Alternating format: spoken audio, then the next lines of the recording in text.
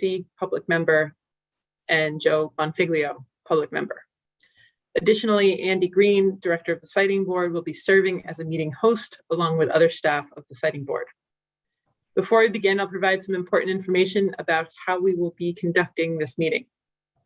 The Siting Board meeting today will be held remotely using Zoom. This meeting is being recorded and will be available on the Department of Public Utilities YouTube channel. If you are having any difficulties participating, please call or text 857-200-0065 for assistance at any time. Again, that number is 857-200-0065. This meeting is being held remotely pursuant to the Massachusetts Open Meeting Law, the Siting Board's regulations, and recent legislation allowing the continuation of remote open meetings via video conferencing until April 1st of 2022. In addition to the required posting of notice for today's meeting, the presiding officer sent the notice to the service list in the proceeding and also to those who emailed their confirmation to him as requested at the prior meeting. During the prior meeting, we listened to comments from all public officials, interveners, limited participants, and members of the public who were present and indicated an interest in speaking before the board. We adjourned the prior meeting before the presiding officer, Gibbo, completed his presentation to the board, and we will resume with the remainder of his presentation and will then hear from the applicant, Northeast Energy Center. If there are any interveners or limited participants present today who did not comment at the prior meeting and wish to do so today, we will provide an opportunity. As indicated in the notice from the presiding officer and on the Siting Board website, we have completed the public comment portion of this matter and will not be taking additional public comments today. After listening to these remaining presentations and comments, the board will begin its deliberations on the tentative decision, consider possible amendments to the tentative decision, and finally vote on the tentative decision. In conducting the meeting, I do want to note some important procedures we will be following. All board members must be audible to each other and the audience. If a board member becomes disconnected at any time, we will note that on the record. If there are significant technical difficulties, I will stop the meeting to allow the problem to be resolved. Before we get to the substance of our meeting, let me mention that a stenographer is participating remotely who will transcribe everything said to make an official record of the meeting. Board members and other speakers should mute their audio when listening and unmute when speaking. Everyone should speak slowly and clearly and allow the prior speaker to finish before you begin speaking. These procedures will help ensure an accurate transcript of the meeting and proper translation of the discussion. Our Zoom platform can accommodate up to 1,000 participants, which appears to be sufficient for all those with us today. We're now ready to begin the substantive part of the meeting. So we start with a presentation by the EFSB presiding officer. We have two presiding officers in this matter, Joan Foster Evans and Andrew Gibbo. I would ask presiding officer Gibbo to complete the remainder of his presentation of the tentative decision. Thank you, Madam Chair. Good afternoon, Chair Thea Harrides and members of the Siting Board. For the record, this is the second part of the staff presentation for EFSB 18-04/DPU 18-96 Northeast Energy Center LLC, continued from October 6, 2021. Again, my name is Andre Jabot. I am an attorney with the Siting Board, serving as presiding officer, along with Joan Foster Evans, Siting Board General Counsel. With me here today to present the tentative decision are the other members of the Siting Board staff who worked on the case: Wayne Wong, Energy Facilities Analyst, and Siting Director, Andrew Green. You will recall that in the first part of our presentation, we introduced the project as a facility that would liquefy natural gas obtained from the Tennessee Gas Interstate Pipeline via an approximately 1 mile long interconnecting pipeline to be built by NEC and a new meter station to be built by Tennessee. The resulting LNG would be stored in a single on-site tank before being pumped into LNG tanker trucks for delivery to existing LNG storage and vaporization facilities owned by National Grid and other gas utility customers across the Commonwealth. The facility would be capable of producing 250,000 gallons of LNG per day and would have the capacity to store 2 million gallons of LNG on site. Pursuant to a 15-year precedent agreement between NEC and National Grid, the facility would provide 168,500 gallons per day of LNG liquefaction capacity and 850,000 gallons of LNG storage capacity for National Grid. As previously stated, the company intends to market the facility's remaining production and storage capacity to other gas distribution companies and industrial customers on a merchant basis that is at NEC's own financial risk, not the ratepayers. We reviewed the project's long procedural history with the siting board. NEC's original petition to construct, filed in August 2018, identified a preferred site on Route 20 in Charlton. The company subsequently notified the siting board that it was proposing a new preferred site for the facility adjacent to, and therefore known as the Route 169 site. In December of 2020, NEC presented a new preferred pipeline interconnection route between the facility and the TGP interstate pipeline, an associated meter station.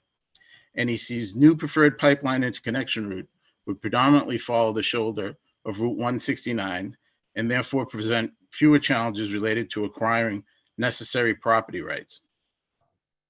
NEC also indicated that Tennessee would build a meter station at the interconnection pipeline within its right-of-way. This is the project in the TD before you. We then turned to several of the main findings in the TD. Regarding need, we pointed out that the tentative decision finds the project is needed to provide a reliable energy supply for the Commonwealth with a minimum impact on the environment at the lowest possible cost. Specifically, the tentative decision finds that there is a need for the project to meet the terms of NEC's DPU-approved precedent agreement to serve National Grid and its customers in a cost-effective and reliable manner. We covered project alternatives, pointing out that the tentative decision considers alternatives to the project, including use of interstate natural gas pipelines, trucking of gas from existing more distant facilities, and the use of other fuels such as oil or liquid propane.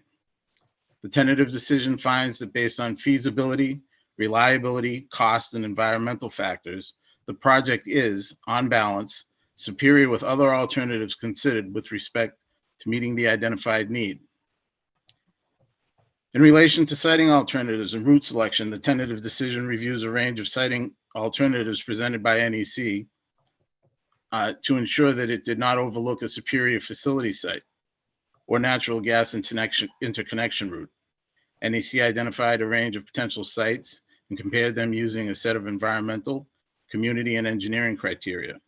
The tentative decision narrows consideration to two sites, the 169 site and the Route 20 site, along with associated pipeline interconnection routes for a detailed comparison of environmental impacts, safety, cost, and reliability. The TD finds that the Route 169 site, together with NEC's preferred interconnection route, is superior to the Route 20 site and associated interconnection routes in providing a reliable energy supply with minimum impact to the environment at lowest possible cost. The tentative decision then confirms that the project, as proposed, can be sited at the Route 169 site in a manner that complies with the board's LNG siting regulations, 980 CMR 10. In addressing environmental impacts, we explained that the TD addresses a number of environmental impacts of the project, both at the Route 169 site and the Route 20 site. One of the most important impacts of the proposed facility, and an issue on which we received comments, is its impact on traffic in the area. The tentative decision explains that the project at either site would result in LNG trucks using state highways to access interstate highways. Although the Route 169 site requires a few additional miles between the facility and interstate highways, a key consideration in the tentative decision is avoiding the potentially hazardous driveway location at the Route 20 site.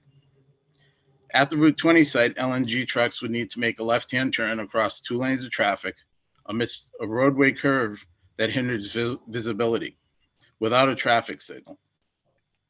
On the other hand, LNG trucks exiting Route 169 site would have clear sight lines and would turn left across a single lane of traffic onto a straight segment of Route 169. Furthermore, LNG trucks leaving the Route 169 site would turn left onto Route 20 at an intersection which does have a signal. In environmental impacts, we addressed the fact that the company has received an order of conditions from the Charlton Conservation Commission, and Mass DEP has issued a draft air plan approval. We addressed noise in the TD, and with regard to noise, that NEC will construct a 20-foot noise barrier along the eastern edge of the facility. It also includes a condition for an additional noise barrier, depending on the results of a noise study after the facility is operational. In response to North American Tool's concerns regarding the impacts of vibration connected with construction of the pipeline, the tentative decision requires NEC to prepare a comprehensive vibration mitigation plan in consultation with North American Tool. We will now pick up where we left off on October 6th. Regarding safety, the record shows that the ability to conduct a safe and effective emergency response depends on a number of complex factors related to the layout of the site. The tentative decision includes a detailed analysis of factors including staging emergency response vehicles, site access, internal roadways, and visibility for first responders.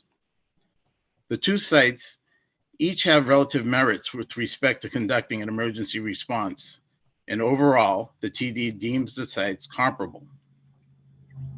Regarding potential site access concerns, the tentative decision requires that NEC ensure the town of Charlton have sufficient and appropriate fire apparatus that complies with NFPA 1901 and are able to traverse the proposed driveways at the Route 169 site, and to submit that information to the siting board prior to starting construction.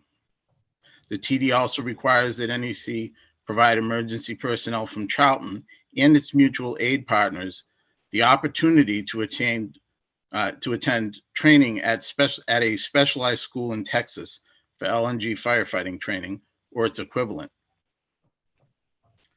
The TD also contains a detailed analysis of the project's compliance with the board's own regulations for siting LNG facilities.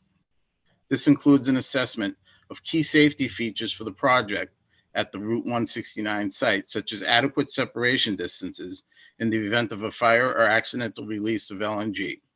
This section also finds that NEC's proposed use of a full containment LNG storage tank meets the relevant safety requirements to contain at least 150% of the volume of the tank to guard against any potential and unexpected leaks. Staff recognizes concerns expressed by the parties in public regarding the safety of this project. NEC provided substantial information regarding project safety, and siting staff analyzed the project for consistency with the siting board's stringent LNG siting regulations that go well beyond the baseline federal safety standards for LNG facilities. In short, the record in this proceeding regarding project safety is extensive and a key focus of the TD. As to consistency, the tentative decision finds that the approval of the project is consistent with health, environmental, and resource use and development policies of the Commonwealth, including siting statutes, general laws, Chapter 164, subsections 69G through 69R, the Massachusetts Environmental Policy Act, the Global Warming Solutions Act, the 2021 Climate Roadmap Act, EEA's 2050 Decarbonization Roadmap, and the Commonwealth's environmental justice laws and policies. While some of the commenters take issue with approving any new facility that continues to support the use of natural gas in Massachusetts, the tentative decision notes that even with the mandatory goal of achieving net zero carbon profile in 2050, The Commonwealth's 2050 climate roadmap acknowledges that natural gas will continue to have a role, albeit much reduced at that time, to ensure energy reliability in the Commonwealth. In the interim, and certainly during the 15-year term of the National Grid Precedent Agreement with NEC, the Charlton facility is clearly needed. The TD contains language addressing the possible retirement of the NEC facility after the agreement with National Grid expires. And this is also reflected in the host community agreement with the town of Charlton. Turning to zoning, I note that the TD exempts the facility from the town of Charlton bylaws, finding that the exemptions are necessary for the construction and operation of the facility. The TD recognizes the filing of the host community agreement and finds the company engaged in good faith negotiations with the town of Charlton officials. Nevertheless, the town of Charlton Planning Board has expressed opposition to the granting of zoning exemptions, despite the fact that the HCA approved by the We have a brief. Andre, we have lost your sound.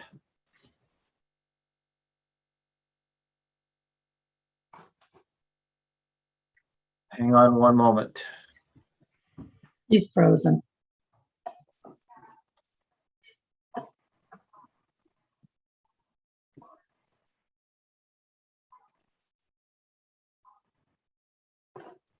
There we go. Did we get disconnected? Yes, you Yes. did. All of us or just me? Just you. Just you. Where did I leave off? May I suggest that you take it from turning to zoning? So we have some Turning to context for what you're about to say, okay? Great. Sorry Okay. about that. I don't know what happened there. Am I back on the record? Great. Yes. My apologies, folks. I don't know what just occurred. Turning to zoning, I note that the tentative decision exempts the facility from the town of Charlton bylaws, finding that the exemptions are necessary for the construction and operation of the facility. The tentative decision recognizes the filing of the HCA and finds that the company engaged in good faith negotiations with the town of Charlton officials. Nevertheless, the town of Charlton Planning Board has expressed opposition to the granting of zoning exemptions, despite the fact that the HCA approved by the town select board specifically addresses and includes participation of the planning board in the collaborative development process between the town and NEC. Frankly, we are somewhat puzzled by the planning board's position, giving the select board's action in improving the HCA. Finally, amendments. On October 5th of 2021, I distributed a list of staff proposed amendments to the TD. We offer these amendments in response to comments received from parties and limited participants. Most of these amendments are simple corrections or clarifications and require no additional explanation. In addition to the amendment sheet, staff will update the procedural history to reflect a 2-day board meeting in the final decision. We would like to offer one additional amendment that is an expansion of existing condition J. This amendment adds the requirement that the company develop a comprehensive outreach plan with the town of Charlton. This requirement was recently added by the siting board to the Beverly-Salem decision, and we believe it should be included in this decision as well. I will read the revised condition J for the record. Condition J. The company shall, in consultation with the town of Charlton, develop a comprehensive outreach plan for the project. The outreach plan should describe the procedures to be used to notify the public about 1, the scheduled start, duration, and hours of construction in particular areas. 2, the methods of construction that will be used in particular areas, including any use of nighttime construction. And 3, anticipated street closures and detours. The public member and Joe Bonfiglio, public member. Additionally, Andy Green, Director of the Siting Board, will be serving as a meeting host. Sounds like we're getting a replay here. Yes, Okay. I'll pause. think it must have come from Mr. Green's background. I think you're okay to continue. Mr. Yeah, Bell. sorry about that. So I left off at 3, anticipated street closures and detours. The outreach plan should also include information on complaint and response procedures, project contact information, and the availability of web-based project information. In addition, the siting board directs the company to maintain a website with regular updates about project construction. For example, construction phases in progress, significant deliveries, and roadway/lane closures. The website shall include contact information for a company representative capable of addressing questions, complaints, or other issues from stakeholders. We thank you for your time. Staff are available for questions now or after you hear from the company. Thank you, Mr. Gabo. I will open it to members of the board for any questions for siting board staff at this time. And if you raise your hands, that may help me find you.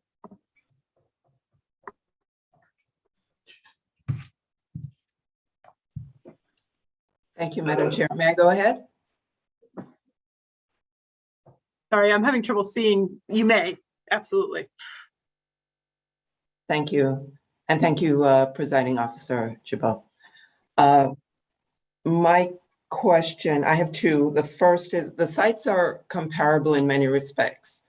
Why is traffic the deciding factor? Well, primarily the trucks that will be exiting the sites need clear lines of vision to safely exit the facilities. What I described in the brief that I just gave, and what is also described in the tentative decision, is that there is a curve on Route 20, which hinders the sight line for the trucks turning left onto Route 20 from leaving the facility that was proposed at the Route 20 site. There is no possibility of getting a signal at that site, so the trucks would have to traverse multiple lanes of traffic with limited visibility, and it causes an increased danger to the cargo leaving the facility at that point. Whereas Route 169, there are clear lines of sight up and down that route, and when they leave, they can turn more safely onto Route 169. And when they finally do turn onto Route 20, it is at a signalized intersection.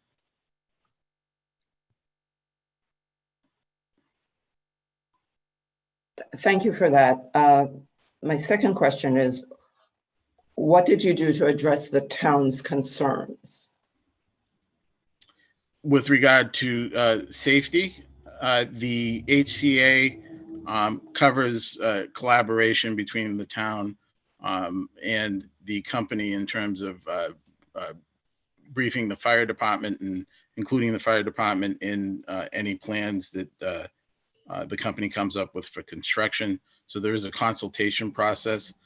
There's training for the town safety and emergency responders, and to the communities that immediately surround and support the town of Charlton. So education, equipment, that's all included in the HCA for them to collaborate and work with each other on.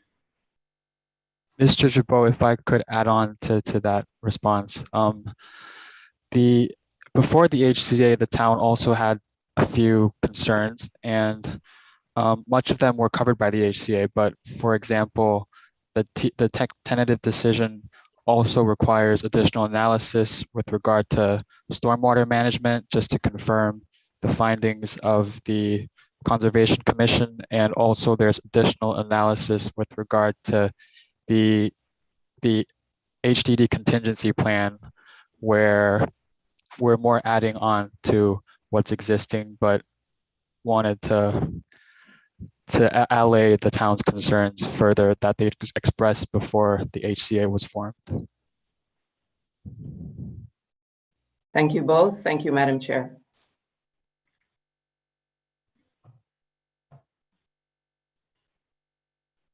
Thank you, Ms. Fraser. I'm having trouble with my mute button. Chair Nelson.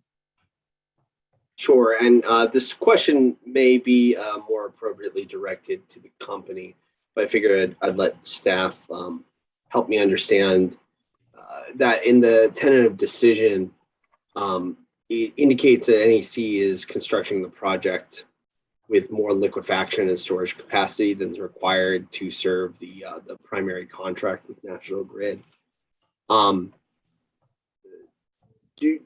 Does the company have other contracts in place for the LNG services? And can you tell me a little bit why you guys or the staff thinks that NEC needs the additional capacity?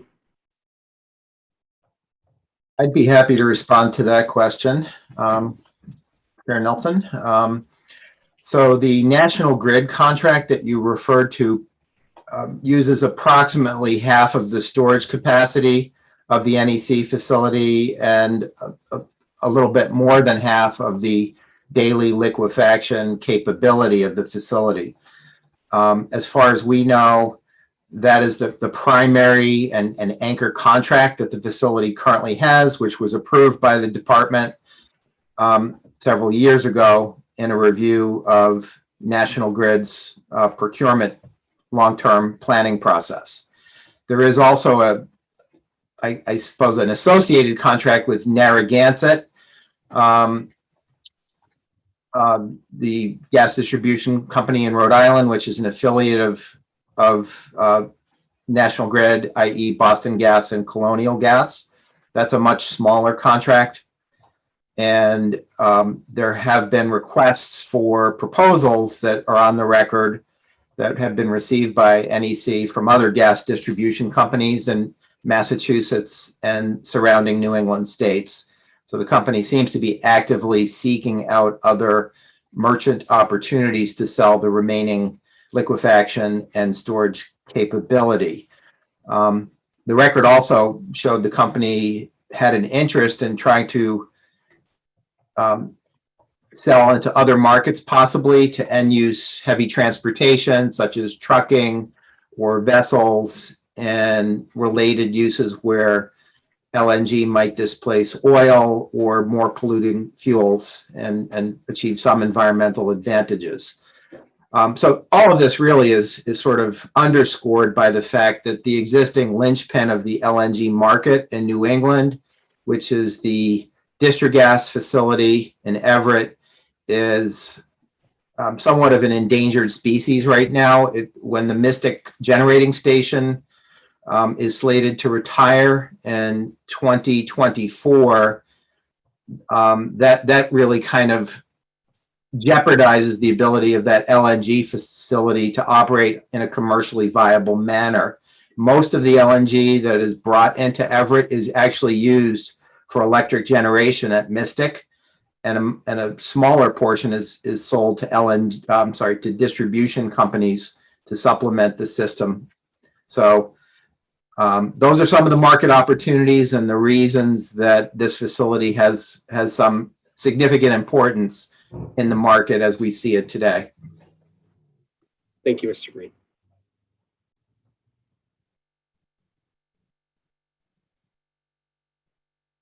Mr. Woodcock? Following up on that, I did note on how this is part of a comprehensive effort to de-emphasize the utilization of the Everett facility, as you mentioned, Andy. I did want to ask on page 26, it indicates that with the successful development of NEC project and expansion of National Grid's liquefaction and storage facility in Providence, National Grid anticipated they would no longer require imported LNG to meet customers' needs. Do we have a status report of that effort in Providence?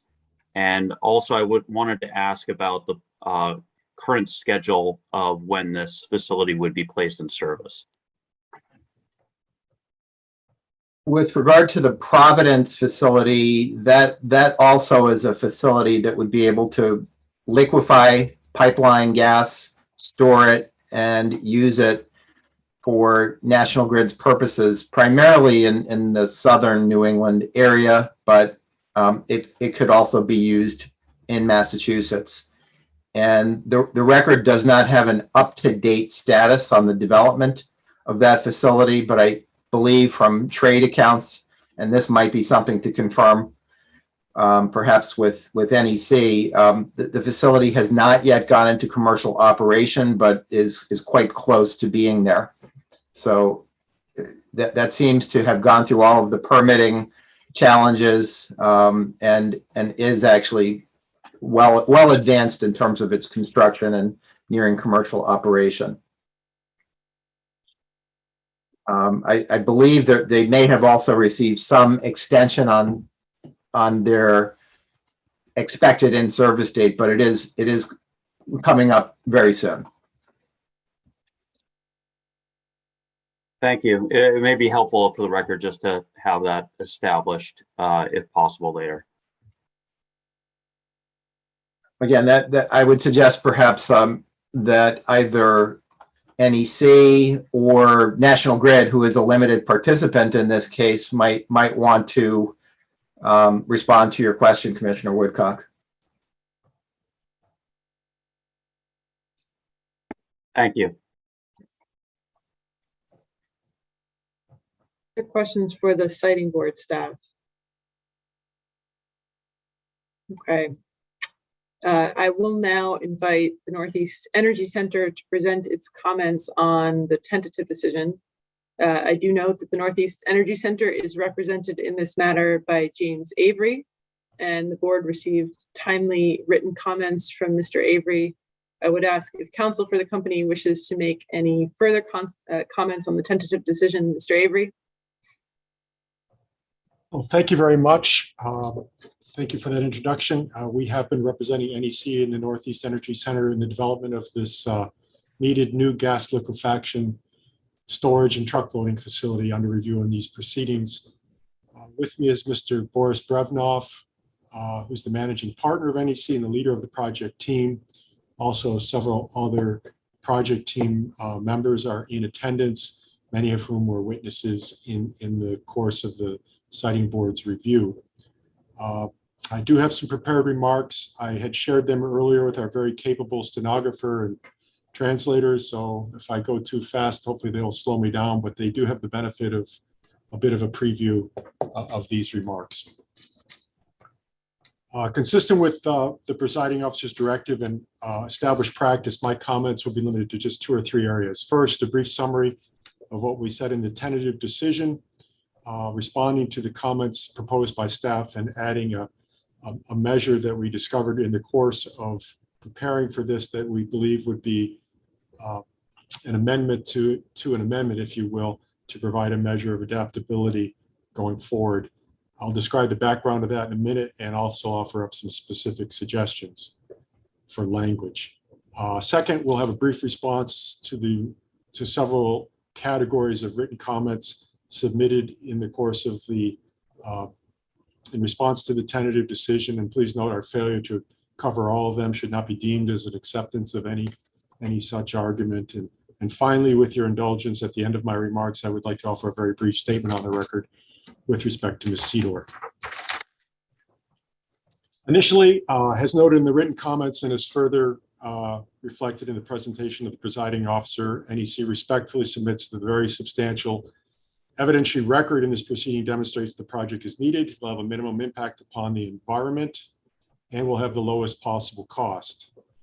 The record also demonstrates that the project will serve the public convenience and that it is consistent with the public interest by delivering an additional energy resource that is needed for reliability and economic purposes. With NEC's proposed mitigation and the application of the conditions in the tentative decision, we submit the project will be consistent with the Commonwealth's health, environmental protection, and resource use and development policies. We respectfully request that the siting board adopt staff's thoughtful and comprehensive tentative decision as proposed to be amended, approving the construction and operation of the project and granting the requested zoning exceptions. Our written comments also demonstrate that NEC will be able to submit compliance filings in satisfaction of several of the proposed conditions based upon work previously presented to and accepted by, for example, the Town of Charlton Conservation Commission. We suspect some of those conditions may have been presented or included in order to have a more complete record at the siting board. We acknowledge and appreciate the concerns of other parties, but we submit that there's been no new argument presented that should cause any material change to the tentative decision or any revision of the compliance conditions other than what we heard this morning, or this afternoon, excuse me.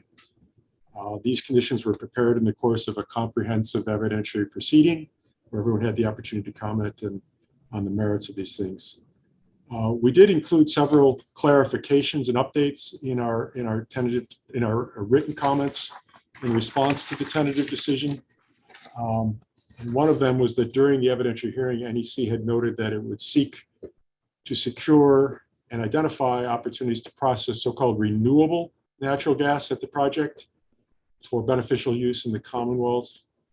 RNG is a beneficial fuel in that it is a net positive resource that captures methane, which is a far more impactful greenhouse gas than carbon dioxide. The studies, and I think even the tentative decision, note that it's a 25 times more impactful greenhouse gas. This gas would be captured from landfills, wastewater treatment plants, and similar sources. And by being used in this process and processed at the plant for basically renewable liquefied natural gas, we will be able to contribute to the Commonwealth meeting its overall climate objectives. Our comments note that since the close of the record, NEC has actually executed a term sheet to secure RNG for processing at the project. NEC has also encouraged stakeholders to implement necessary regulatory processes similar to what several other states are pursuing. With the appropriate regulatory framework, NEC will be ready on day one, which, to one of the earlier questions, the commercial operation date, we hope, will be May of 2023. We'll be ready on day one to deliver about 1 billion cubic feet, about 25 to 30% of the project's capacity of RNG for delivery into the Commonwealth. Again, this is one of the ways that we believe the project will contribute to meeting our climate goals. We understand that that's not part of the evidentiary record, but we thought it was a significant and important development. And NEC wanted to note that it looks forward to working with some of the members of the board and other energy stakeholders to develop appropriate regulation and procedures for RNG and other carbon neutral and carbon negative solutions. As noted at the very beginning, we did discover it in the course of preparing an additional matter that we believe the tentative decision would benefit from a little bit of clarification. And that relates to one of the amendments that was proposed by staff. A number of places within the tentative decision, NEC's actions to be fully committed to working with all relevant permitting authorities and regulators to complete the design of this project and then construct and operate it in a manner that minimizes its overall impacts was described. During the evidentiary phase of the hearing, NEC stated that its ability to mitigate overall impacts would be advanced a little bit if there was a small measure of flexibility or adaptability to make adjustments in the tank design in terms of its width to height ratio and the elevation of that particular portion of the site. It would allow some flexibility primarily for the company to be able to not just comply with the siting board, but also to respond to the concerns and requests of other stakeholders. The topic comes up in the context of the description of the dimensions of the project tank, which is contained on page 87 and is clarified in one of, I think it's the fourth amendment as proposed by staff. Again, after presenting a little bit of background, I will offer some specific language for the siting board's consideration. It's a short insert. Massachusetts regulations, as described by the presiding officer, are fairly stringent and require that a containment system, either an earthen dike or some form of dike around a tank, or in this case, the full containment structure, which for thinking might be a tank within a tank, a double-hulled ship or something like that, is being proposed. It's supposed to be able to contain the liquid in the very unlikely event of an escape. Massachusetts standard is highly conservative at 150% of the tank's capacity, which again, theoretical capacity, which is materially above the comparable federal standard. The dimensions of the outer tank here, which are diameter and height, must allow for the requisite volume. NEC has been adjusting these parameters to help address or mitigate other factors such as increasing setbacks, dealing with stormwater management concerns, enhancing on-site traffic flows, meeting spacing requirements. But the idea is that you can maybe sort of create some more space by squeezing the tank a little bit. The two dimensions of height and diameter work in concert, but in an inverse manner. If it's a taller tank, it can be more narrow. If it's a wider tank, it can be shorter. The company's initial petition proposed a tank structure that would be 98 feet tall and 75 feet in diameter, and that would be located on a portion of the site with an elevation of 537 feet above sea level. Thus, the total elevation of the very top of the tank would be 635 feet, which is the 98-foot structure at the 537-foot ground level where the tank would be.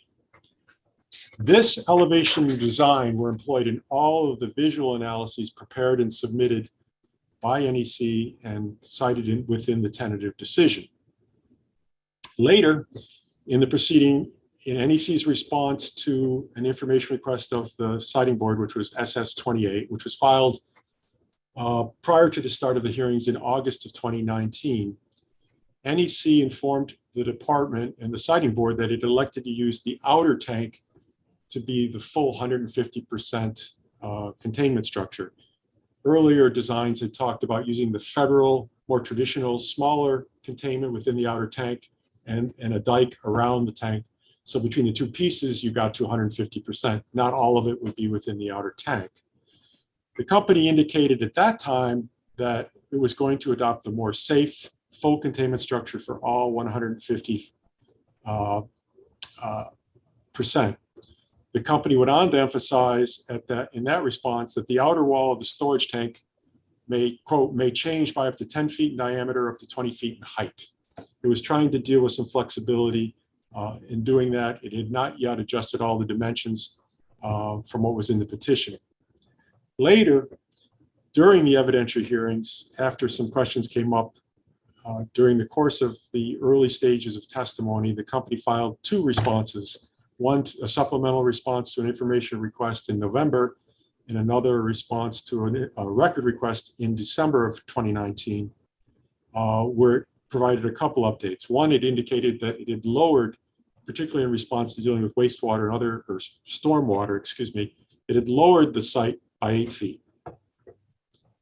At that time, it also talked about lowering the tank height of 88 to 88 feet and making it wider, 88 feet in diameter. Those are the responses, and those citations are what is in the staff amendment, the third or fourth amendment proposed by staff. In fairness, NEC's response did not reiterate its earlier stated point about the dimensions and related elevation being subject to some further refinement. However, in our brief filed in January, we did note, quote, that the final tank designs are subject to continuing refinement and modest changes are anticipated. Tank dimensions and grade changes are expected to maintain or reduce established visibility. Well, since as noted elsewhere, and since the briefs were submitted, the company has been working particularly with the town, to address stormwater, driveways, safety, access, and other issues, all while trying to maintain compliance and being very sensitive to the importance of maintaining compliance with siting board requirements. After taking the input of a range of stakeholders from like the fire chief and other town officials, the project engineers, together with the tank vendor, have elected to return to a more standard tank design, which would be a little bit taller, the structure itself, but employing the full 150% containment requirement. Obviously, final parameters by definition can't really take place until all the permits are received, but there might still be modest changes to elevation or tank dimensions. In order to be efficient, we believe an appropriate approach, and maybe the most appropriate approach, is to enable the petitioner to continue to try to mitigate impacts by acknowledging the stated need for a very limited measure of flexibility within the range described in the record. There were no objections to this request through the process. Thus, one approach would be for NEC would appreciate the ability to adjust the dimensions in a manner stated in that information request SST and reiterated in our brief, which was 20 feet in height and 10 feet in diameter. But perhaps a better approach at this time is to provide a limited measure of flexibility that as long as the tank doesn't exceed the height of the elevation of the top of the tank presented in our visual impact studies, which would be the 635 feet, we would not need to seek further siting board approval. Again, this allows some ability to squeeze the tank if in order to respond to concerns that, like the concerns we have received to date from town officials, emergency first responders, and others. We would be pleased to report on that. If there was more flexibility needed, we could certainly and would propose a project change, but this measure of flexibility, we believe, is the best way to continue to work with everyone to mitigate impacts on the environmental side and the safety side. Again, the purpose is to mitigate to the best of our ability and utilize standard proven solutions by the tank provider. There are not material cost differences here.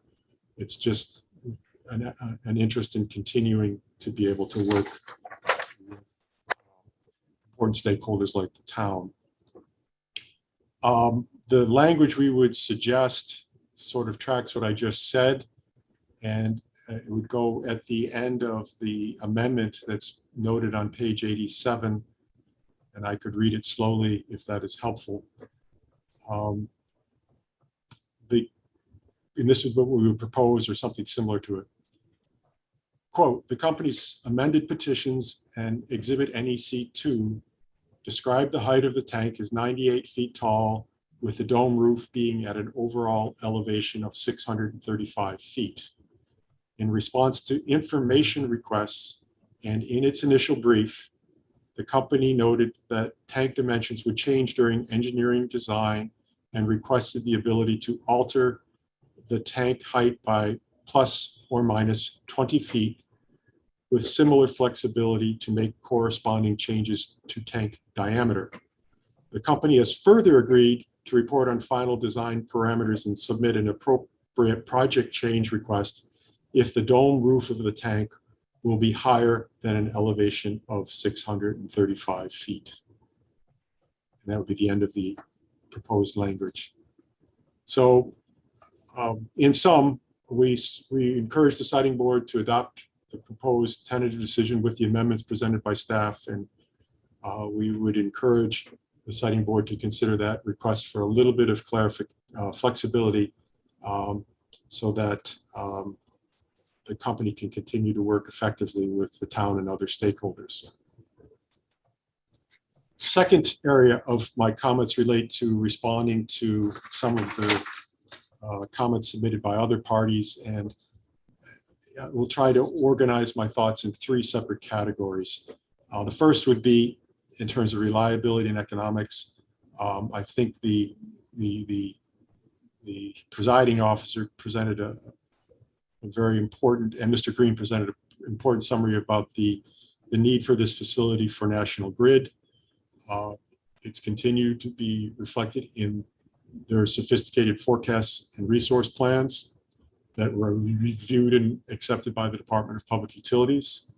The record shows the agreement remains in effect and is critically needed by Grid, and NEC has been coordinating with Grid on the project schedule and related matters. The project's location and design will also likely enhance the reliability of service to other LDCs in the Commonwealth. And I certainly know and am aware generally that almost any LNG that's used by a distribution company is likely to be coming, or the vast majority of it is likely to be coming from Everett. The need case is based upon a range of factors, including reliability, logistics, efficiency, price concerns that are all exacerbated by the Commonwealth's dependence on imported LNG. The project enables grid to make the most efficient use of its current resources and infrastructure. The record also showed the risk of global energy market exposure, and to the extent necessary or appropriate, the siting board could certainly take notice of current global energy market conditions. The availability of dependable, reasonably priced foreign sourced LNG delivered on time and when needed is not certain, and securing a reliable and economic supply seems to be a particularly challenging task this year. The record also demonstrates that even over the longer term, with the full electrification roadmap in place, there will be a need for peak gas supplies. And hopefully with the greater use of renewable natural gas that we described, this facility can contribute effectively to meeting some of those peak electric supplies in the future. There were two commenters that sort of challenged the reliability. One of them was Gas Metro, which is a competitor of the project.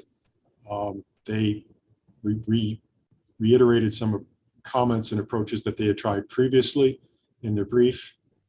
And their comments largely reflect a rehash. We respectfully submit that National Grid knows a great deal more about its own reliability planning than Gas Metro. They selected this contract with NEC after a competitive solicitation and have continued to indicate that it is needed. Gas Metro is driven by its bottom line, and we know the siting board's consideration should be the Commonwealth's overall interests. The organization plan reiterated some of its concerns, but didn't fairly reflect, we believe, the Commonwealth's roadmap and the continuing need for a reliable energy resource to facilitate the achievement of the Commonwealth's climate goals, such as this facility. A new party submitted comments, an organization referred to as the Berkshire Environmental Action Team. They had not participated during the course of the hearing, but did submit written comments on the tentative decision.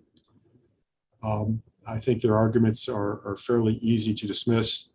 They note that the roadmap makes a compelling case against new pipelines, and as stated in the tentative decision, this facility actually advances that goal as well by avoiding the need for new pipeline capacity. And as we noted in the record, this facility may actually modestly decrease the overall gas imported into the Commonwealth, and certainly will help in the shorter term facilitate oil to gas conversions facilitated by the gas distribution companies in the Commonwealth. Berkshire then went on to say there's no need for electricity reliability today, which was not our argument. It's just something in the future. They also didn't address gas utility reliability today. And they finally mentioned some concerns about stranded costs, also not an issue. This is not a ratepayer funded project. There is nothing new in any of these arguments and we, as noted in the earlier presentation, we believe this facility is needed substantially and urgently, and we encourage the siting board to reject those criticisms on need and economics. A couple of things, and one of which we can go to one of your other questions that came up is the concept of inclusiveness and continuing outreach. That has been an important feature of the development approach pursued by NEC to work with municipal leaders and appropriate stakeholders. The goals were to identify concerns and, where appropriate, and as often as possible, to resolve them. Many of the concerns identified early in the development process were ultimately resolved. In the course of developing any project, as engineering and technical planning proceeds, certain enhancements can be and have been incorporated into the design of this project. NEC is committed to continuing this type of process as the project progresses, including, as mentioned in the final, for example, in the final determination of tank dimensions. The tentative decision describes in detail the process, the number of meetings that NEC held with town officials. That was in our filing. I do note it was one unusual feature is the town's website actually concluded, a former town employee posted a summary of all the meetings in chronological order. So there was many ways for people in the community to be apprised of this plan. There was presentations to the Board of Selectmen, and there was many features where the community could be kept apprised of the plan development, and certainly that process will continue. Our comments also describe the substantial efforts to fully and comprehensively address environmental justice principles in this and other proceedings. One important thing to keep in mind is we read if you go back and read the town's initial brief filed in early 2020, many of their concerns seem to relate to timing, that certain things had not yet been done. Consultations had not been completed, Conservation Commission had not been consulted, and a host community agreement had not been finalized. In fact, after meetings with first responders, worked with the fire department and other officials, many of those concerns were addressed. A notice of intent was filed with the Conservation Commission, and issues expressed in the town's brief were ultimately resolved to the town's satisfaction. And as noted, eventually there was a host community agreement that was executed by the town and NEC. NEC notes that the planning board's recent comments, we had a slightly different reading. We viewed them as not taking a position principally on the merits, but expressed a reservation about engaging in what we had proposed to be an informal site review process, seemingly based in part on questions of their authority to pursue this alternative procedure. We took their comments saying they either wanted to be fully involved or fully out. NEC had suggested this informal review process is what we thought to be an effective means to identify and resolve local concerns and concerns of the planning board after we realized that the grant of the zoning exemptions by the siting board was going to be necessary and appropriate. The offer was made in good faith, and we take the response in the same manner. We will, however, continue to look for ways to address local concerns and maintain effective communication with all town officials, businesses, and residents, consistent with good practice and also with the conditions contained in the tentative decision. NEC continued to consult with other parties, including North American Tool, an active participant in this case. The principals of that business had raised a number of concerns, primarily about an alternative site, which is noted briefly in the order. It's called the Sherwood Lane site. That site, which is not too far from the preferred site, was reflected in the petition, but really not advanced. It was rejected soon thereafter. The Sherwood Lane site, among other things, sits on a large granite ledge, and the related interconnection pipeline would run behind NAT, the North American Tool facility, and also through some of that ledge. The initially favored interconnection pipeline route for the Route 169 site would also have run behind NAT's facility, and that route would have also passed through some ledge, and the necessary construction potentially may have caused some short-term vibration. NET also expressed concerns with some of the other routes that would have run in front of its facility, particularly about trenching, open trenching, and being able to cross its driveway during business hours if those routes had been pursued. A number of meetings have followed with NAT, and a number of relevant tests and studies have all been completed since the briefs were submitted. And a number of important changes have taken place. First, the preferred interconnection route was changed to now run within the previously disturbed right-of-way for Route 169 in front of the NAT facility, not outside of the ledge area we just discussed. Second, extensive geotechnical borings and drilling was conducted for studies in close proximity to the North American Tool facility in connection with another important mitigation effort by the company, which was its decision to use HDD, or horizontal directional drilling technology, to reduce impacts to some wetlands just to the north of the NAT facility. NEC ultimately made the decision to extend the use of the HDD technique at an added cost so as to include and pass by the area in front of NAT. The equipment for this operation will be located about 1,000 feet to the south of the NAT facility. NEC notes that with the use of HDD, vibrations in the area will be immaterial, like drinking a water well, or even conducting the borings that were done recently in front of the NAT facility. Continuous driveway access will be maintained because the boring will be well below the surface. NET is particularly confident in the suitability of the mitigation plan reflected in the tentative decision, in part because even with its comprehensive technical geotechnical borings in this area, there were no impacts caused to the NET facility whatsoever. NEC will honor its commitments with respect to notice, driveway access, ensuring protection of NET's septic system from roadway construction, and the maintenance of insurance by its contractor and itself.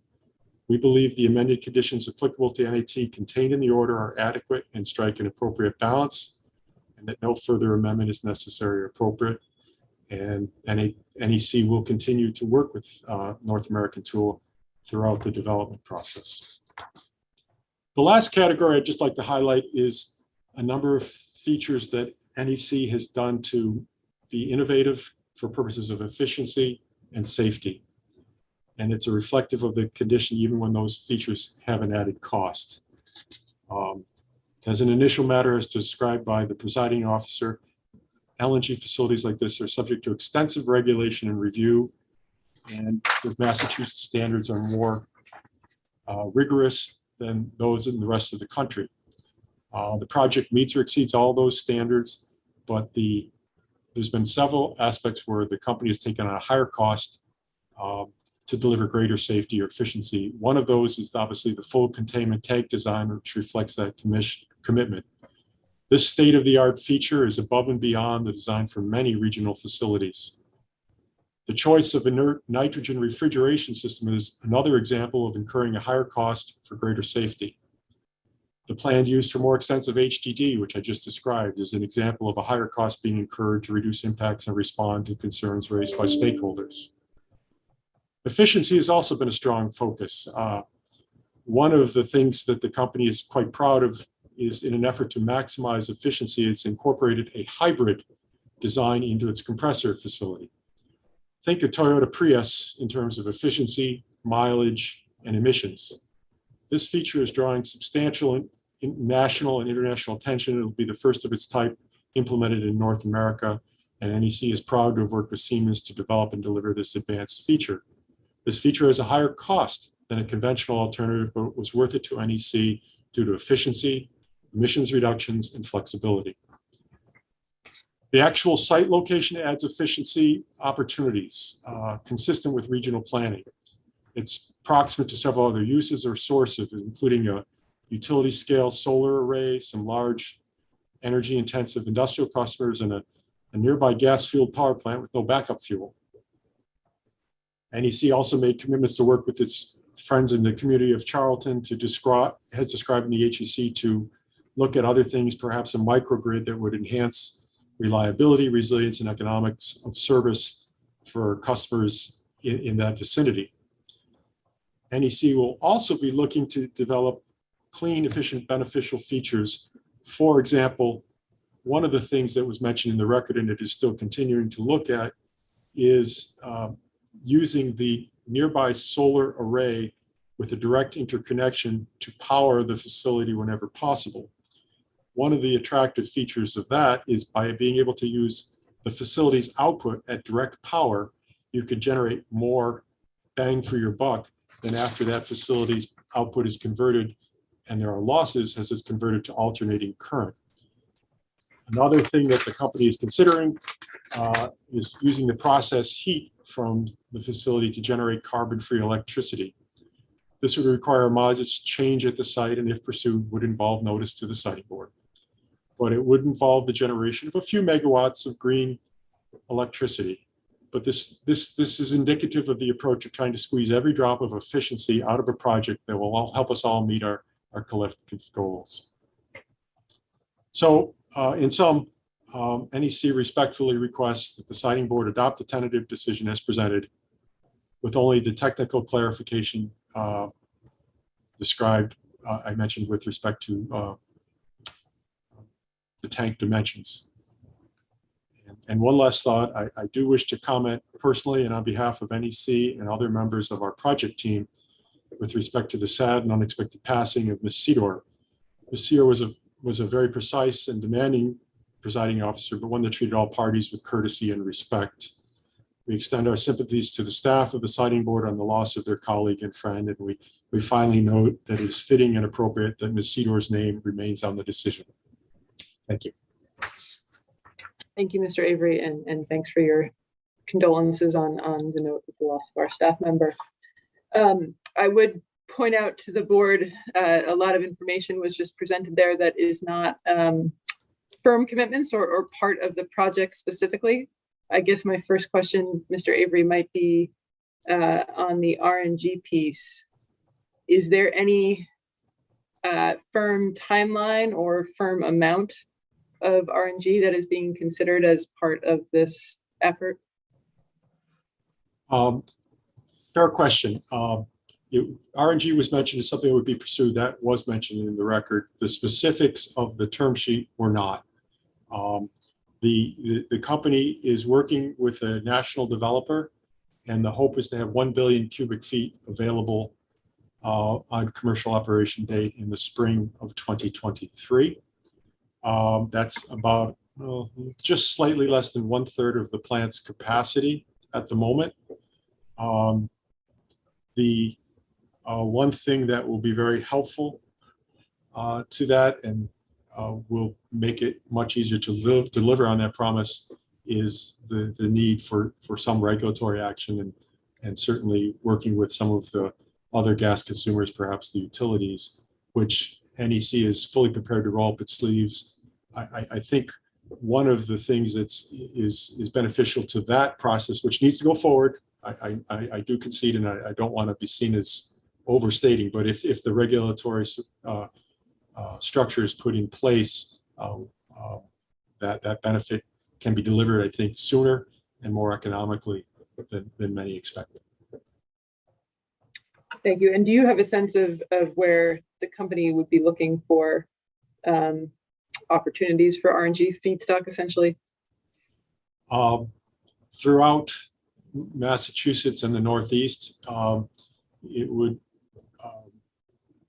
it could be very close to the facility. It could be in Massachusetts. It could be further upstream of the Tennessee pipeline. Is that, the way you're looking at it, do you envision that would change traffic to and from the site, or has that been accounted for in the analysis? I believe it's been accounted for in the analysis.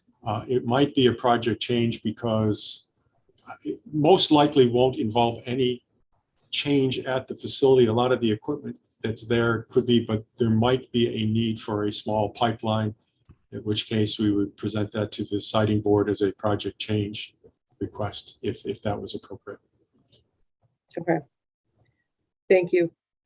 We did hear from North American Tool at our last meeting, and while you did cover a number of the accommodations that have been made to alleviate some of the concerns from the company, I will note that the company still seems to have some remaining questions and issues, particularly around transparency and I believe, the nature of ongoing discussions. And so I would just note that I don't know that you have a perfectly satisfied partner there, and I wonder what has been done to try to increase the transparency of those efforts and direct work with the company. There have been any number of meetings and discussions. There have been a number of changes. Again, as I talked about, just moving the location of the facility, some rather substantial changes in construction techniques, 100% alleviating the concern about driveway access. I think some of the concerns, I believe the company has been transparent, maybe not, may not be a complete meeting of the minds. I suspect your characterization is accurate, but that's not been from a lack of effort. And so at this point, you are confident that traffic impacts, septic system impacts, which don't seem to be an issue with this change of route, and vibrational impacts are not a risk to this small business? We do not believe so. We believe that those changes mitigated that concern. Okay. I know a number of board members are likely to have questions about the amendment you've proposed and the height changes, which I will admit was a fairly complicated discussion that you laid out. So I think we're going to want a bit more detail on that. Chair Nelson, if you wanted to start in on that, I know you've had a question there. I've been dying to talk about tank height all day. So, the first question I want to ask is trying to narrow down the scope of what's being requested. It seems that your issue with the tentative decision is that it does not allow flexibility of a plus or minus 20-foot height and then an associated plus or minus change to the diameter. And if I'm understanding correctly, and I'll give you an opportunity to correct me here, it's not plus or minus 20 feet up and make it wider, it's plus make it higher and thinner or make it lower and wider. Is that correct? You are correct. Okay, and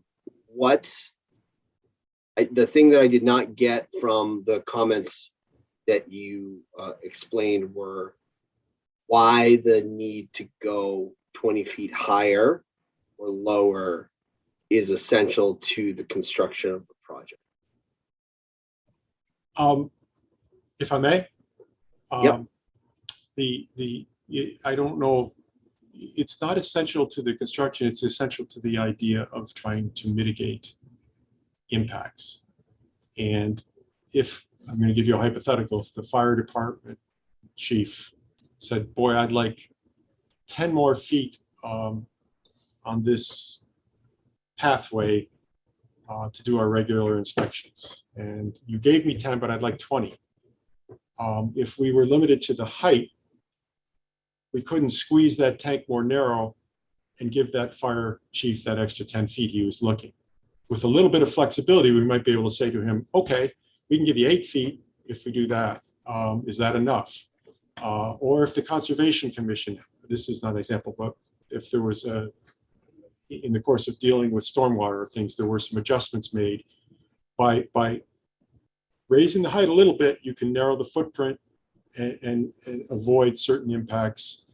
And we thought, because the analysis on the visual impacts was at that 98 feet at the higher elevation, that's the record reflected that. So we thought that would be a better update now, or a better standard. But the idea was not to, you could construct this at a range of heights, but the idea was to preserve the ability to respond to concerns so that the overall project mitigates overall impacts to the best of its ability. Yeah, so with that in mind, I think that we're very conscious of what the record evidence says. And I think you mentioned that the primary parts of this argument were brought up in brief. Is that correct? I'm sorry, I missed the last part of what you said. This flexibility was requested on brief. Is that correct? It was requested in the record and on brief as well. Okay. Okay, so let me ask you this. There's a couple different numbers here, and I want to go through what you're looking the flexibility on. There's the 90, I think it's the 98 foot high, 98 feet high height, and then there's the 635 elevation. And that's one I think is the tank height, and one's observational. Is that correct? That's correct. The elevation of the original petition showed the tank being at a location at 537 feet above sea level. You add 98 feet to that.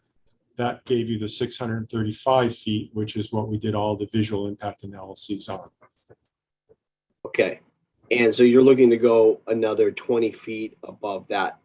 No. We had asked for 20 feet before, but I think if we could just go up to the limit of that now, which was the study reflected, that would give us sufficient flexibility. We're further along, quite frankly, in the process. But if we had the ability to go to what was in the petition, in the evidentiary record at that time, and reflected in all the visual impacts, that is all we'd ask for. Anything above that, foot above that, we come back for a project change. But the idea was to at least have some flexibility to respond quickly and efficiently to the concerns. If somebody said, could you squeeze that tank a little bit to give me 2 feet over there? That was the request. Have you gotten a formal request from the fire department or the fire chief? We've had changes that required the change to dimensions. They tend to ask for space on the ground.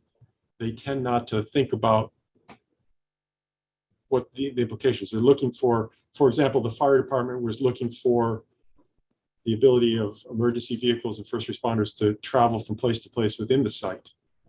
One way to create more space or to create more space between components, given that we're adding this bigger tank for safety, was to sort of go back. We had started at 98 feet. We thought we could go a little lower. We're about back to where we started.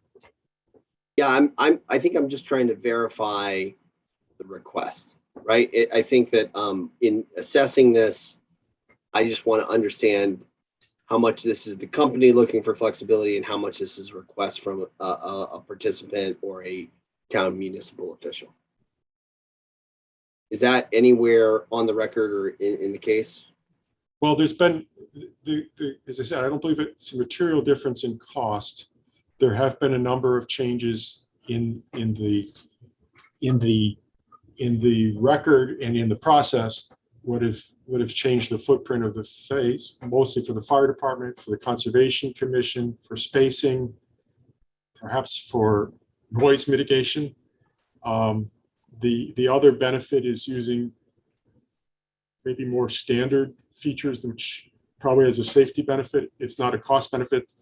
It is the company's interest to be as responsive as possible. To the siting board staff, I just want to ask if this request was something that you were aware of or considered when making the decision, and was something that you rejected, or is this something you consider as a new request coming in at this time? I guess I could respond to that. I think we're aware that the record was not entirely consistent on the assumed height of the tank. There are certainly references to an 88-foot tank height that we included in the tentative decision, but Mr. Avery is correct that there are some contrary descriptions of the tank height being 98 feet or closer to that. And he is also correct in describing the visual renderings as indicating a top of tank elevation at 635 feet above sea level. So I'm wondering if a way perhaps to reconcile this somewhat detailed and a bit confusing issue might be to look to amend the language Mr. Avery suggested to say that the flexibility could be achieved with either allowing the lesser of a 98-foot tank height itself or a top of tank elevation at 635 feet above sea level. And that would, allow the tank to be constructed up to the 98 feet that Mr. Avery is indicating in a manner that's consistent with the visual renderings that showed that 635-foot elevation. I think what we want to be sure we're not inadvertently approving is, let's say, a tank that were well above 98 feet in height that happened to be built into a depression. So, if a hole were dug that allowed a 150-foot tank height to still be short of the 635-foot elevation, that would fundamentally change our understanding of the project and its engineering designs. So I think we want to guard against that, and the lesser of language, again, 635-foot elevation or 98-foot tank height itself would I think give us that assurance. I think let's have siting board staff work on that, the language of that amendment, and I'll save what I think about that for deliberation. Mr. Avery, do you have a brief comment on that? Yes, if I could, and I think the 98-foot limit might, part of the change was by lowering the grade, and there is a number of visual barriers at the lower level of this facility to the east, which would be the really area where people could see that there's fencing, there's sound barriers, there's going to be vegetation. It's possible the tank might exceed, consistent with the earlier request for some flexibility up to 20 feet. It could in final design exceed 98 feet. It wouldn't change the dimensions of the diameter too much, but it could be a little bit higher than 98 feet, possibly in final design. And given the 8-foot change to the grade to address the town's concerns on stormwater, we think the 635 would be an appropriate benefit. Perhaps some limitation on the diameter might be a way to balance those two things, because the lower portions of the tank are screened. It's the 8-foot change in the grade that might enable a little bit more height in the tank. Okay, thank you for that. I have other avenues of questions, but I want to open it up to other board members if they have. Well, I'm still struggling with the lack of precision, I think, around what the company is looking for and whether we're actually looking at a volumetric change in the tank as a result. I mean, it just, you said 98, but now it's a few feet above 90. I'm having a little bit of a struggle here following exactly what is being requested. And also if there are dual motivations, if you're seeking expansion as you accommodate some of these on the ground safety or stormwater issues, it's feeling a little bit imprecise. I apologize if I could answer. The capacity of the containment does not change. The final design does. If you need to contain the same amount of liquid in a structure, if it's going to be a little bit shorter, it needs to be wider. If it's going to be a little narrower, yeah. So we're not trying to add any capacity. The general changes were done during the course of engineering, trying to balance changes that were requested by the Conservation Commission or the fire department and other stakeholders, and also on balance using a more standard design. We had alerted some people, but we probably could have done a better job highlighting that more frequently than we did, that there would need to be some changes as there typically are in these types of projects. Mr. Moran, I see your hand. Yes, I just had a question about the, you mentioned the changes made to accommodate the stormwater concerns. Could you just provide a summary over the changes you made to address the concerns raised by the Conservation Commission concerning the size of the stormwater management system? Probably not well, but I can ask, I believe one of the town's environmental consultants is on, or Mr. Brevnoff could answer, but I think it would be probably someone from Epsilon.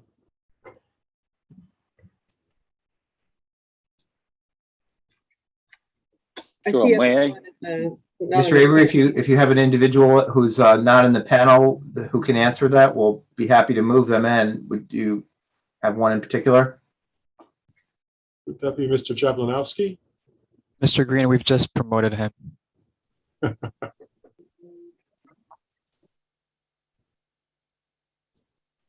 Jablanowski is a consultant from Epsilon Associates.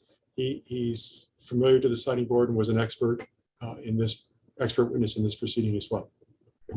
Yes, thank you. And while we're dealing with technical details, I might suggest you also promote Jay Gamble. Mr. Gamble is one of the project engineers, also a witness in this proceeding.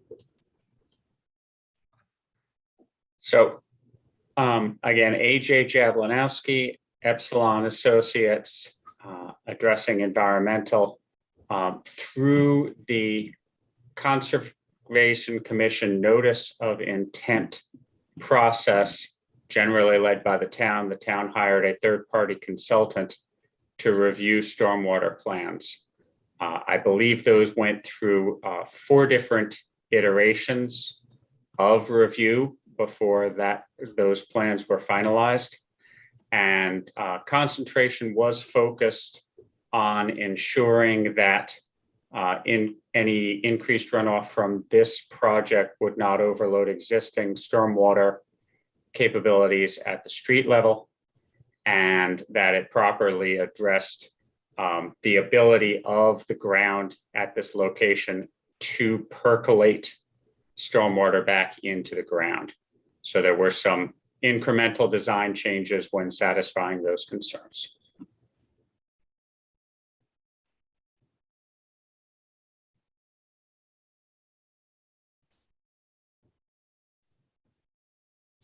Is that enough of an answer, Mr. Moran? It's helpful to understand that it happened through the filing to the Conservation Commission. I wasn't clear whether that was something that there was some type of agreement as part of the HCA with the town, but it was just through the normal process of the review and filings. You were able to satisfy the Conservation Commission concerns through that process. Yes, exactly. And one of the elements was increasing the grade by 8 feet. That's what I wasn't clear on. That's a detail I don't have in front of me. And that's the piece at the height of the design rests on, correct? So I don't know if there's someone who can speak to that grading issue. Mr. Brevnov? Sure, thank you. Good afternoon, everybody. To answer a question from Mr. Moran, no, there were no requests to change the grade through NOI process, through the Conservation Commission process. Conservation Commission engaged 2 consultants. The project went through very thorough exercise, public process exercise. They were requested additional test pits just to better understand the ground by the peer reviewers. These test pits were provided, additional detail engineering was provided. So the process was focused to assure that the project relative to stormwater design meet and exceeds all the required parameters. So this process was satisfied. Just to be sure, in statements, maybe taking advantage of this opening related to the tank, we are not planning to change the grade. We are not planning to change the NOI. So none of these changes would be required. And proposal that Mr. Green, draft proposal suggested, would work probably with one, if possible, modification that we will put 90 feet size to the height of the wall of the tank. There are some other elements that might stick out a little bit, but the visible part would be the wall of the tank, and most of the measurements by the vendor are done related to the wall of the tank. And we just want to be sure that 98 is in reference to the size of the wall of the tank. And then the draft proposal as suggested would be sufficient. And maybe to combine Chairman Nelson question, yes, there are some element of constructability. Supply of the tank has been in business for 50 years. It's actually local supply, Massachusetts supply, Cashman Preload company. So they provided the design of the tank. They just recently completed 2 other 2 million gallon tanks. So this is proven, tested in time in other projects, in other locations and jurisdictions. This company built the tanks literally across the globe. And obviously we would like also to utilize as much as possible certain elements of standard design, certain elements of standard fabrication, standard construction. So we do want to maintain some flexibility to make the vendor life easier. And at the end of the process, the tank will be made from concrete, pressurized concrete, but not yet now. So being overly inflexible right now might just limit certain opportunities for the project to mitigate different impacts.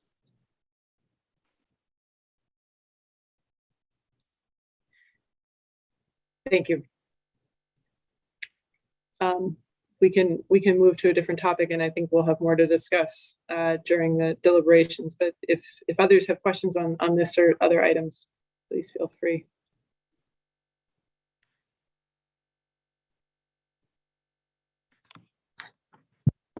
Secretary? Oh, sorry, I didn't see you. Yep. No. I just wanted to say I thank the staff for providing history of project need, and certainly throughout DOER's work, we're constantly looking at ways to reduce our exposure to imported LNG, whether it's offshore wind on the electric sector, hydroelectricity, and certainly looking at ways to de-emphasize imported LNG on the LDC level as well.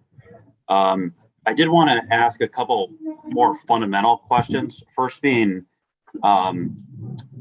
to Jim, if you could give a quick background of NEC's experience with this type of project for the record.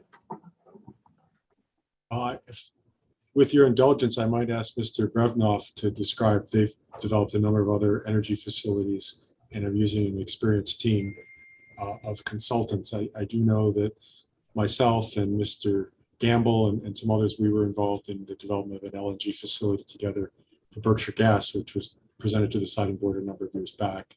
Mr. Brevnoff can describe his company's experience. Sure, thank you. Sure, I will be glad to, and I will build. I introduced one vendor of the company, Preload Cashman. NEC is a project company, so it's a project team. So it's a special purpose entity to develop and design this project.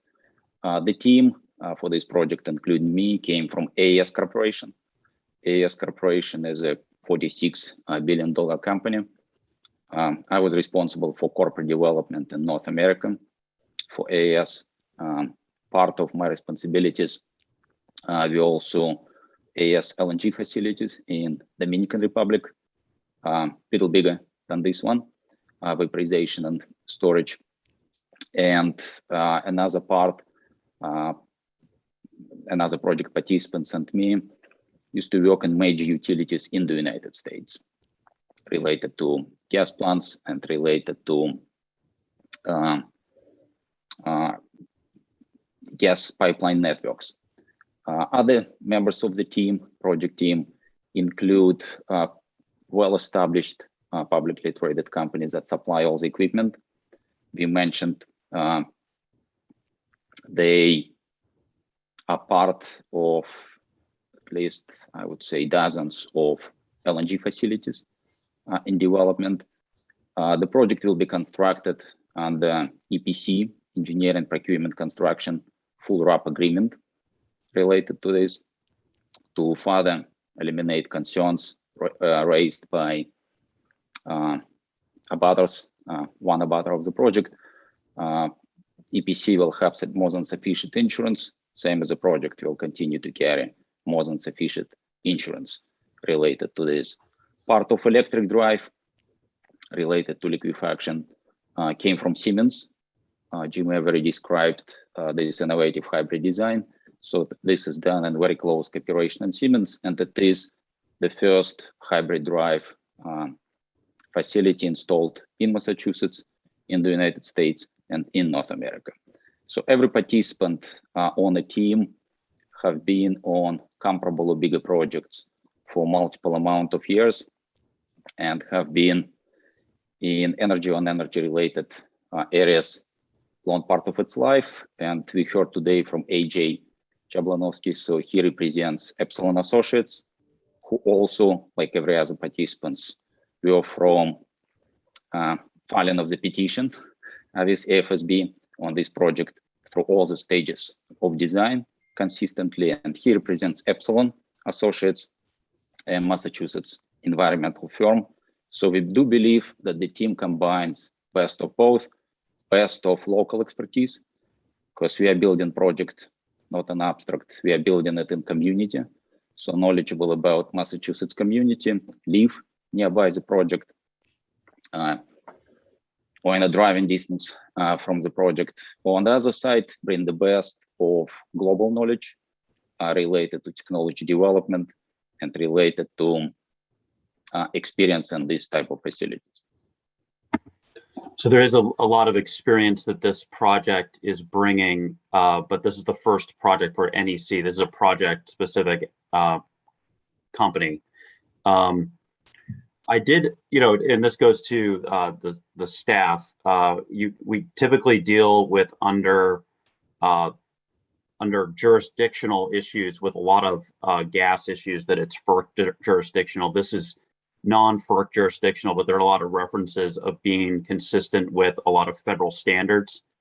Just so I understand that, there are no federal permits per se under PHMSA or DOT for safety standards that the company needs to meet.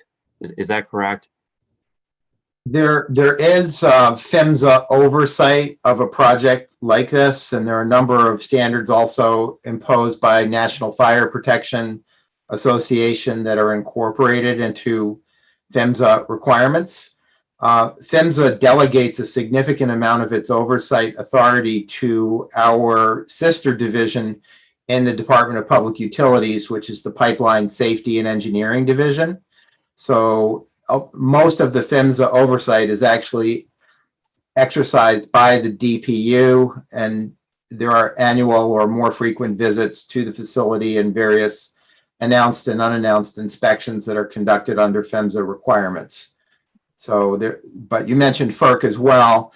This facility would not be subject to the type of FERC jurisdiction that, say, the Everett facility is, being that that's connected to the interstate pipeline system and gasifies the LNG, injects it back into the interstate pipeline system for distribution either downstream or upstream across state lines, which is where the FERC jurisdiction takes effect.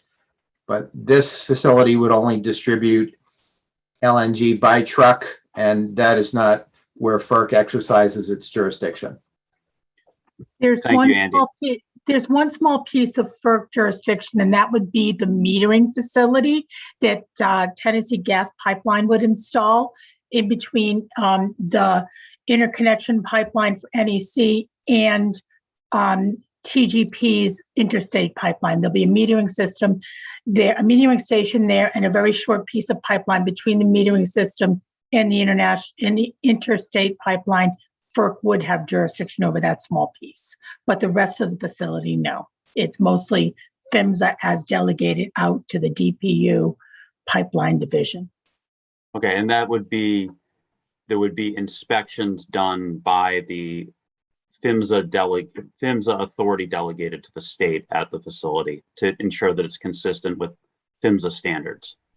That's correct. Okay, thank you. One last question. I did note the concerns with the American manufacturing facility, and I did see a condition that NEC would be required to prepare a comprehensive vibration mitigation plan in consultation with North American Tool. It sounds as though there's been some unfortunate exchanges with that company. And I did want to ask Jim, what you interpret consultation with North American Tool, and what would we expect your engagement in developing that process? I think it would be a continuation of the discussions to develop a proposal that mitigates concerns in a practicable, reasonable, thoughtful manner. We will do our level best to identify any new concerns and address as many as possible. We will try to reach a meeting of the minds, but I believe that plan would also be submitted to the siting board as well. And our hope is that we will be able to accommodate any and all reasonable requests, and that will be the effort to do that. Will be certainly some whatever monitoring and things that could be taking place, but it will be a good faith effort to describe the process, to address any concerns that happened as a result of nearby construction, which the company is fairly confident will not result from this, given the mitigation steps that they've already implemented. Would you anticipate that North American Tool would be able to review the plan before it's submitted to the siting board? It was certainly proposed to offer that and get their input, but at the end of the day, I think it's best that the company be responsible for its plan. And if again, certainly is in the company's interest, if at all possible, to reach a meeting of the minds. And we'll continue that effort to do that. And notes that there's been some pretty substantial steps taken already that come at a real cost in an effort to do that. So I hope that there's some indication that there's been a number of steps taken in good faith already, and that process will continue. Okay, thank you. And just a point of clarity for the staff, can you remind the board what that condition requires in terms of sign off from or consultation with North American Tools? Madam Secretary, we in the TD have not only a notice requirement prior to the beginning of construction, where they provide 30 days notice and then again 5 days notice prior to starting construction, and that they at least give North American Tool well advanced notice of any potential construction that may interfere with their process and their company's operation. In terms of what we can do within our statutory authority, I think that goes a long way towards mitigation, and it is included in the TD. Thank you. Okay, I saw Chair Nelson. Yeah, one last question. Earlier, Mr. Avery, you were referring to a regulatory structure that needs to be put into place regarding RNG. Could you provide more specificity as to what you were referring to? I can try, and I can just offer suggestions. I mean, there are some states that are pursuing the equivalent of a renewable portfolio standard that you'll see you've seen in place for many years in the Commonwealth for electric generation, sort of giving a thumb on the scale to foster the development of so much of the renewable generation we see in the Commonwealth. A number of states are taking a similar approach for carbon-free or carbon-negative fuels to basically reflect all attributes of a fuel like renewable natural gas. So that would be one opportunity. There perhaps could be a pilot program that, you know, some utilities would probably present to your agency if there was substantial interest. And I think it really is something that would be, you know, is best developed with the, you know, an appropriate structure with the appropriate agencies and stakeholders and companies. Are you or your client aware of the department's docket 2080? Yes, and in fact, we submitted something about this in 2080, and we were sort of reminded that might not be the appropriate docket for that, and in part because I think there's this NEC believes that this is a really attractive resource in that it is such a substantially negative in terms of carbon impacts, that 2080 process is pretty far out, and I think studies are due early next year, and then still certainly be some process at your agency. So there was some hope to try to, and perhaps it would be a little bit easier when we don't have to worry about ex parte communications, but it would be easier. We would be looking to support other regulatory structures that participate in developing appropriate structure or changes, if any, that would support this attractive resource. I don't have any further questions, Secretary. Mr. Brevnov, I see your hand up. Thank you. Jim outlined pretty well the structure, but I do want to put some probably passion behind this process, because if we do deal with climate change, we do want to utilize all the tools available. And Massachusetts has been one of the first state, or leader of the state, that adopted renewable portfolio standards over electric wire. But most of energy in Massachusetts comes from gas. Gas is actually #1 supplier of energy in Massachusetts. And it has a sizable network and infrastructure network that could be utilized. So we do believe that applying similar renewable portfolio standard for content, not only on the wire, but content in a pipeline, to allow resources, in this case coming from landfills, resources that otherwise released into atmosphere, to allow resources like hydrogen to go into this, would position the state also a leader not only on the electric side, but also on the pipeline side. In the life that will tell which solution is the most suitable, the most appropriate. It would be a good question what share of pipeline content should be carbon-free, but I don't think that anybody have any doubts that some share of pipeline content should be carbon-free. Thank you. Ms. Fraser, I see your hand up. Thank you, Madam Chair. Just a quick question, Attorney Avery. The TD states that the company would ensure that operators are on call to respond to an event within 30 minutes.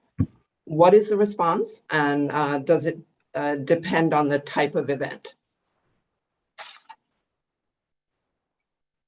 It does depend on the type of event, and it does also depend on the season. When the plant's operating, there will be staff on site. There are some times when the plant will be not operating, there will be no product in the tanks, and there may not be anyone there at those particular moments, but they would be on call for an immediate response, a short-term response, but the staffing would require people to be there and have appropriate operators that can address those situations. Thank you. Thank you, Madam Chair. Thank you. Just going back to the question of reliability, I think, Mr. Avery, you talked about maximizing LNG during the non-heating season. Can you speak at all to the reliability benefits during the heating season? Oh, absolutely. The ability to deliver LNG, well, first off, it's an economic benefit, because if you can use the pipeline capacity in the summer to create LNG that's cheaper and less expensive and doesn't have to be delivered, which is the reliability component, that is something that is both an economic and reliability benefit there. This facility primarily will not operate in the winter, at least initially, but it could. And I will give you an example. The other facility that I permitted before the siting board was in Whately, Massachusetts. It has 3 days worth of storage. So you get a cold snap, and you're basically, by having gas being available from this facility, assuming that ever it's even still running, you're cutting the delivery time in half. So you're doubling your truck cycles. It's a shorter distance if there's bad weather for customers, particularly in the central western part of the state, but having a diverse supply even for customers in the east, this is a great location for reliability if additional gas were needed in peak demand periods. Okay, but initially this is not envisioned to be operating during the winter heating season. Well, the idea is that it would be filling up the tanks in the summer that are more economical, and but is available for peak demand service during the winter. Okay. Thank you. Other questions from board members? Okay. Thank you. Could I just interject one clarifying question going back to the bewildering topic of tank height and elevation? Yes. And I apologize for belaboring that point. No, I think you're right to do so, Mr. Green. I'm just looking for the clarity that I heard other board members looking for. And I had proposed a friendly amendment to Mr. Avery's proposition of ensuring that the tank as constructed would not exceed 635-foot elevation, so that it would conform with the visual renderings and safety studies that we reviewed on the record and describe in the decision. And I was also suggesting that we have a secondary not to exceed parameter of the tank height, which Mr. Avery had suggested would be 98 feet. But I was hearing a little pushback on that, and he was looking for more. So my question, Mr. Avery, is what specific number is the company looking for? And could we incorporate that in the amendment approach that I suggested of a lesser than 635-foot elevation or tank height of X? Well, if I could, Mr. Brevnoff had also contributed to the conversation of looking at the tank wall height of 98 feet. There is a slight dome on the top of the tank that would be a little bit higher, which is what I was trying to address by using the elevation figure. It's not a big part of the tank, but there are some portions of it that would stick up a little bit higher than the 98 foot. I suspect some measure of perhaps 8 feet, above, if you wanted to capture those feet. Mr. Brevnoff's suggestion was looking at the wall of 98 feet.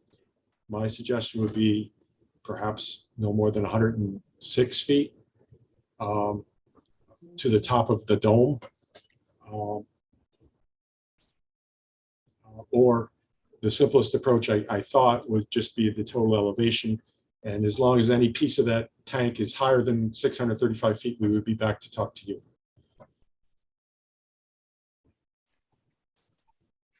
Mr. Green, I think your concerns were that if it was dug into the ground, there would be technical aspects that were not fully considered in the initial decision, the tentative decision from staff. Is that part of the That's right. Yeah, absent some sort of tank height parameter, the sole limitation of 635-foot elevation could be used, let's say in a very unexpected manner. So I think both aspects are important. And Mr. Avery, I think you were suggesting that given the additional height of the dome, which is also in the record, that a tank height inclusive of the dome at 106 feet would suffice for the company's need for engineering and permitting flexibility.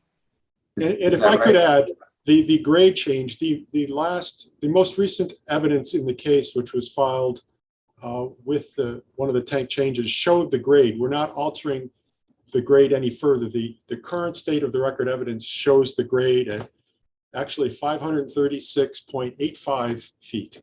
So I rounded up a tiny bit, but that is in the record in the detailed engineering drawings provided with the response to what's information request TOC-2.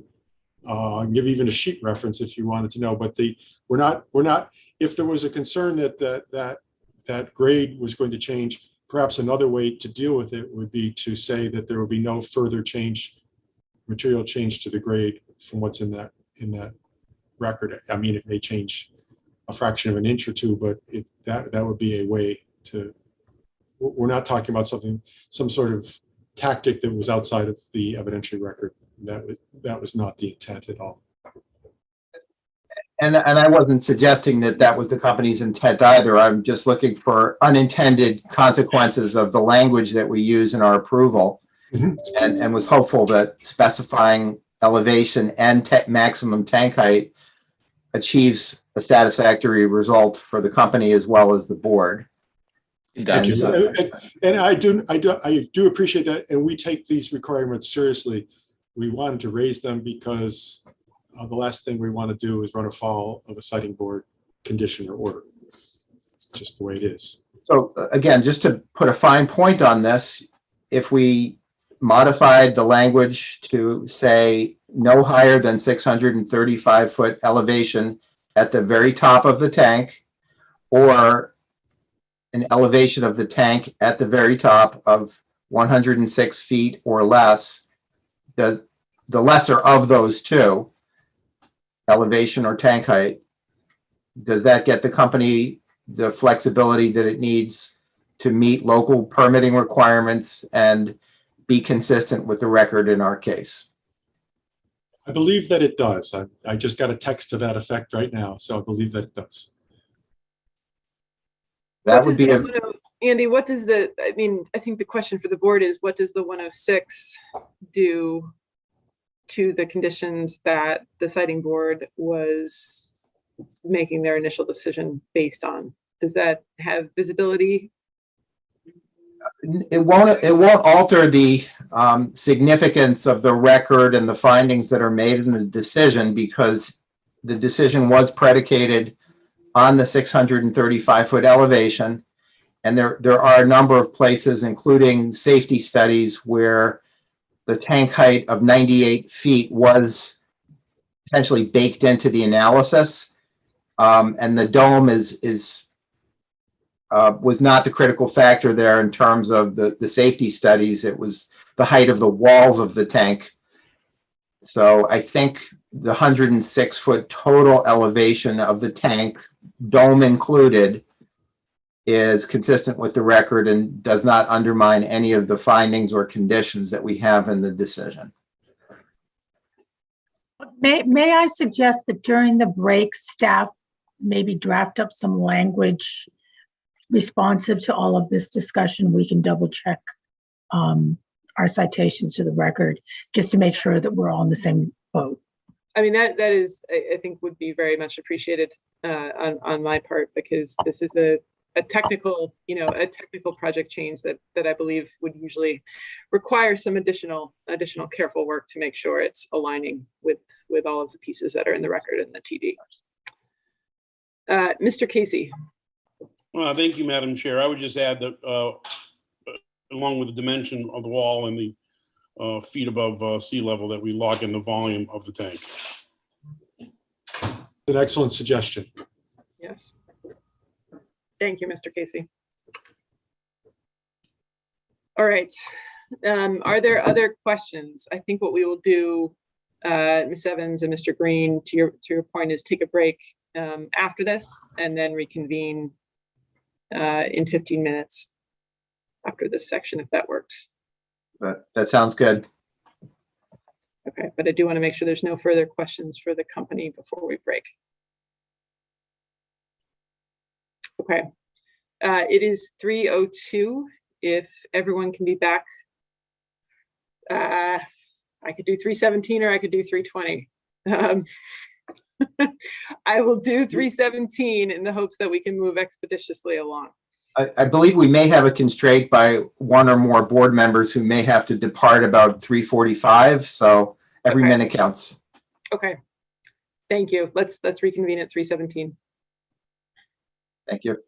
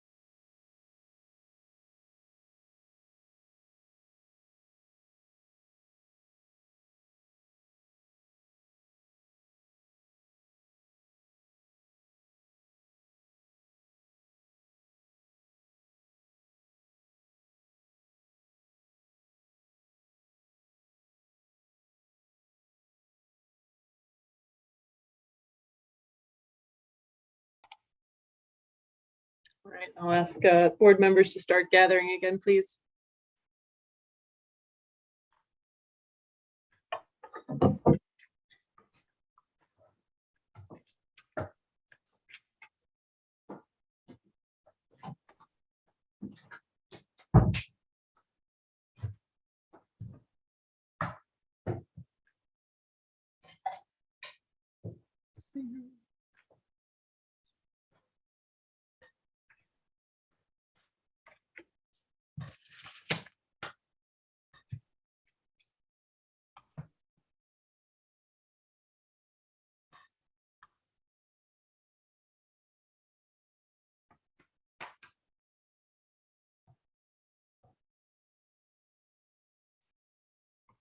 It looks like EFSB staff may still be scrambling to finish up here, so give them another minute or two.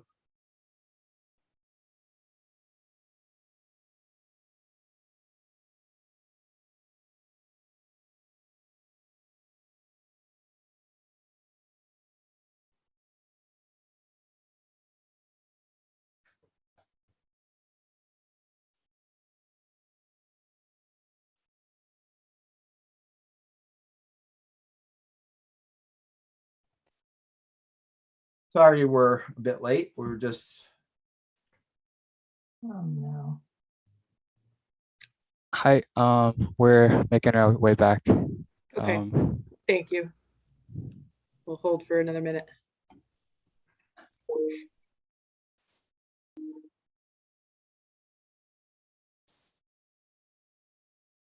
Hi, Andy. Are you guys? Hello. Good to Okay, go? we are, I think we're ready to roll. Sorry for the delay. No problem. No problem at all. All right, so we will go back on the record. And as I mentioned earlier, we previously listened to comments from all public officials, members of the public that requested an opportunity at the prior meeting, and we have completed that portion of the meeting. In addition, interveners and limited participants that were present at the October 6th meeting and requested an opportunity to speak did so. Nevertheless, any interveners or limited participants that did not already offer their comments at the prior meeting and wish to do so today, please use the raise hand button on Zoom or dial 9 on the phone. But I don't think we know of any who are here. Is that correct, Mr. Green? That's right. We have a few interveners and limited participants that did previously speak. I'm not seeing additional interveners or limited participants who have not yet had that opportunity. And I do not see any hands raised. Okay. As well. Well, in that case, the board will move on to deliberations on the tentative decision. After discussion by the board, we will consider amendments to the tentative decision by staff, and then any additional amendments from board members. And we can begin an open discussion before moving to the main motion below. Anyone have general comments before we move to the main motion? No. Okay. And Andy, I imagine we should take up the height issue during the amendments part of this discussion. Yes, and we were working offline to try and craft some language that may provide a solution, but I'm sure the board will want to dig into that and discuss it. Okay. Thank you. So in that case, to begin deliberations, we need a main motion before us. Do I have a motion? Oh, thank you, Mr. Nelson. Motion by Mr. Nelson. Do I have a second? Brian Casey, Second. Second from Mr. Casey. We'll leave the main motion on the floor and begin deliberations. Would anyone like to begin?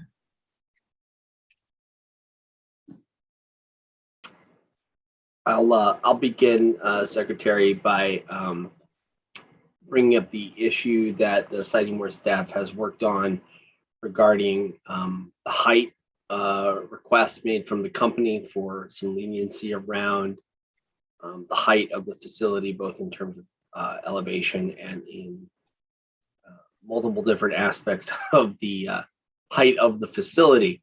I would suggest that maybe, given that we've already discussed these issues a little bit on the record, have the siting board staff read out their proposed language, if that's appropriate. Thank you, Mr. Nelson. I will share my screen and show the board what we've worked on to make it easier to understand. Give me one moment. So really quickly, the amendment that the company suggested was with regard to a change that we had made with regard to the diameter of the LNG tank. So we wanted to recognize that there was a discrepancy in the heights provided and their corresponding above mean sea level elevations.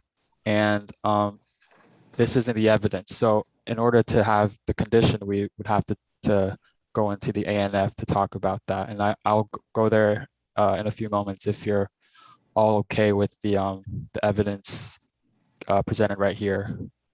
Basically, we list out the two different heights and then their corresponding above mean sea level heights, and then note that the company's viewshed analysis, which the staff had consulted, was using the assumption of the 98 feet tank height for the walls and the 635 foot absolute elevation above mean sea level. May I note where we are in the TD? So Yep. we are, the TD that was provided to the board and the parties were on page 87. And it is the beginning of the visual section for the Route 169 site. And this is the staff's rendition of the evidence in the matter. Okay, so thank you, Ms. Foster Evans. Now we'll move to the condition, if that's okay with everyone. Yep, that seems to be accurate to the discussion that I think the board had. So I think we can move on to the findings based on that information. So this is basically the language that we're, as the siting board staff have suggested. The location of this might need a little finessing, but this is what we've come up with. And may I, before you go on, Wayne, may I also state that now we are on page 90 of the TD that was provided to everyone. And it is in the first paragraph of the analysis and findings on visual impacts.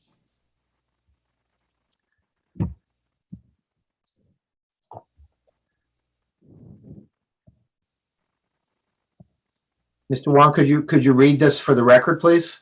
Okay, so the new sentence that the staff have suggested reads this way. The siting board directs that the tank shall be constructed at the lesser of a maximum height of 106 feet, parens, including the dome of the tank, close parens, or a maximum elevation of the top of the tank, parens, including the dome of the tank, close parens, at 635 feet above mean sea level. Further, the volume of the tank shall not exceed 2 million gallons. So when I read this language, I'm seeing that we have incorporated both the wall height of 98 feet and the suggested height from Mr. Avery of 106 feet for the dome, as well as the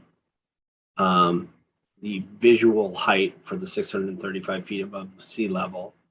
And also, I believe Mr. Casey suggested adding in a condition to limit the volume of the tank.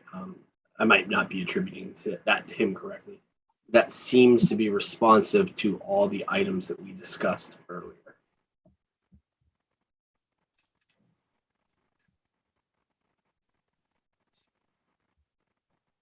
Okay. So that's the formulation that we thought captured the discussion. And I thought I heard Mr. Avery indicate assent to this language working from the company's construction needs standpoint.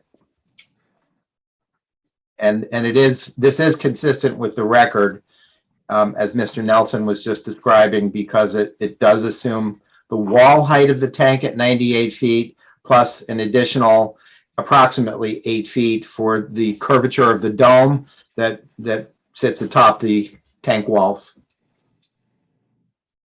And this is completely supported by the record.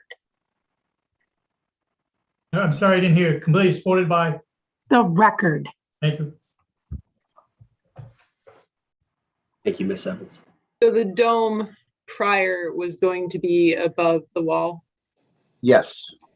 Okay. It's not a flat roofed tank. It has a dome shape to it, and that does add some height, which is most important from a visual standpoint. Correct. The wall height itself is what really determines the safety parameters and the fire safety analysis that's done regarding the tank. So this sort of captures everything that we see in the record that is important to the design, appearance, and safety of the tank. Okay. That's helpful. I have a hand raised from Mr. Avery. Yes, if I could just ask, just to make sure, because the volume of the tank might include some airspace, if the last sentence could say not exceed 2 million gallons of LNG, which is really what we're concerned about.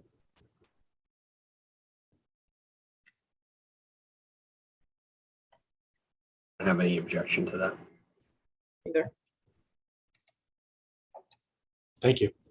Are there other questions, given that with this up on my screen, I can't see all of you. So if you have questions, you might have to speak up. I can stop sharing right now if that's okay. Okay.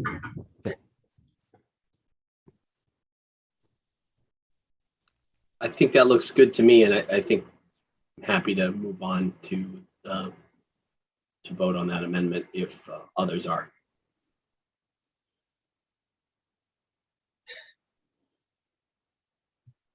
All right.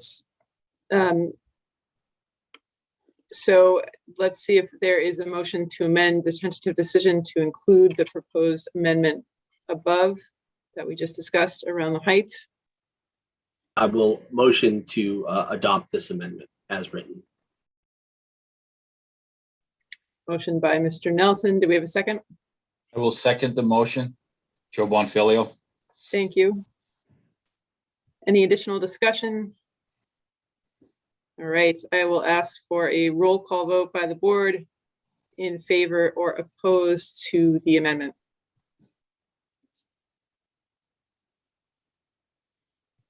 Sorry, I'll call the roll. I will vote yes. Mr. Bonfiglio, Yes.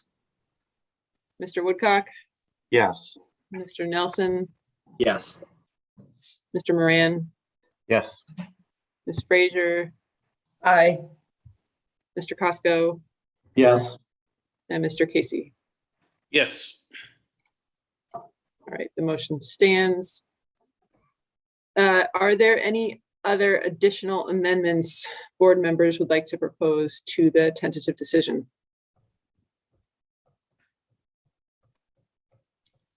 Seeing none, do we have staff amendments to work through? We do. Okay. But please note that the staff amendments that were filed need to be, we need to amend them, the amendment to take out the fourth amendment that we had included that talked about the tank height. So we've changed that amendment. Okay. So procedurally, would we just be looking to adopt the 3 amendments and we just don't have to deal with the 4th one? Or do you need us to vote to not include it? I think your vote should include all of the staff amendments with the exception of the 4th amendment listed on the staff amendment sheet dated October 5th, 2021. Okay. And could someone pull those up back on screen just so we have them in front of us as we're, in case anyone has any additional questions? Could I ask to clarify what should be on the screen? Sorry. The list of staff amendments, Okay. yes. Thank you.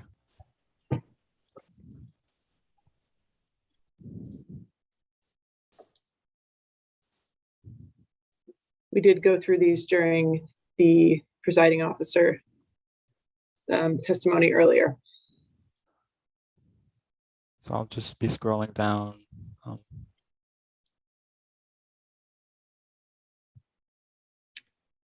Please speak up if you have any questions, since I may not see you.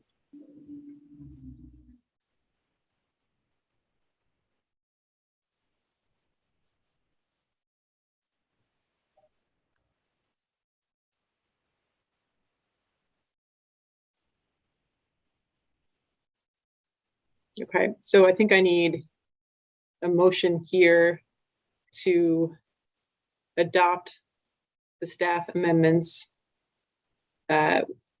minus the, I'm not sure which number it was. So someone, can you remind me the number? The fourth amendment on page 87. Thank you. Minus the fourth amendment on page 87. I will, so motion. A motion by Mr. Nelson and a second from Mr. Costco. Thank you. I will call a vote. Mr. Costco? Yes. Mr. Nelson? Yes. Mr. Woodcock? Yes. Mr. Bonfiglio? Yes. Mr. Moran? Yes. Ms. Frazier? Aye. And Mr. Casey? Yes. I will vote yes as well. Jumping between screens here. Having no additional amendments, is there any other items of discussion the board would like to consider or bring up? There was one additional amendment, Chair. I'm sorry. The amendment that was in Presiding Officer Jabot's script on the comprehensive outreach plan. That language was read into the record from his script. Great. I will make a motion to include the comprehensive outreach as an amendment to the tentative decision. I will second that motion. Thank you, Chair. I will call a vote. Mr. Casey? Aye. Mr. Bonfiglio? Yes. Mr. Moran? Yes. Ms. Frazier? Aye. Mr. Woodcock? Yes. Mr. Costco? Yes. Mr. Nelson? Aye. And I will vote yes as well. All right. Any other further amendments or discussion? Okay. Hearing none, we'll return to the main motion, which is to approve the tentative decision proposed by staff with all of the amendments we have just approved, both those on the staff's amendment sheet and those proposed and accepted by the board. As just described, that's the main motion now before us to approve the tentative decision as amended. Is there any further discussion before I call for a vote? Hearing none, we'll now vote on the main motion as amended. And I will call a roll call vote. I see Mr. Costco first. Sorry, I keep bouncing around because my screen changes. Mr. Costco? Yes. Yes. Thank you. Mr. Casey? Yes. Ms. Frazier? Aye. Mr. Moran? Yes. Mr. Bonfiglio? Yes. Mr. Woodcock? Yes. Mr. Costco? Oh, you're- yes, I'm good. Yes. And Chair Nelson? Yes. And I am a yes as well. The motion as amended is approved unanimously. And with that vote, the citing board will now proceed to issue a final decision inclusive of the approved amendments, and staff is hereby directed to prepare a final decision as amended for the chair's signature. Before we adjourn, are there any other matters we need to discuss? All right, hearing none, can I have a motion to adjourn? So moved. Thank you. Second? Second. All those in favor, please raise your hand. The motion carries and the meeting is adjourned. Thank you, everyone, for attending today's citing board hearing. We are now off the record. Thank you. Thank you, Madam Thank Chair. you. Thank you, Madam Chair. Thank you. Thank you all. Bye-bye. Thank you.